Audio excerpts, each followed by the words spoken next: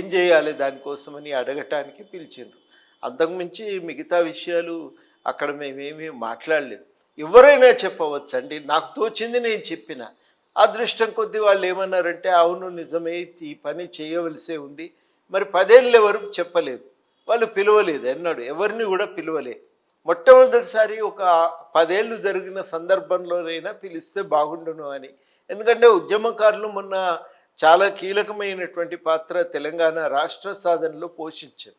వాళ్ళకి కనీసం భాగస్వామ్యం అన్నా ఉండాలి. చూడటానికైనా పిలవాలి గదా! అంటే సరే అని వాళ్ళు పిలిచి నిర్ణయించుకున్నారు, పిలిచిండ్రు.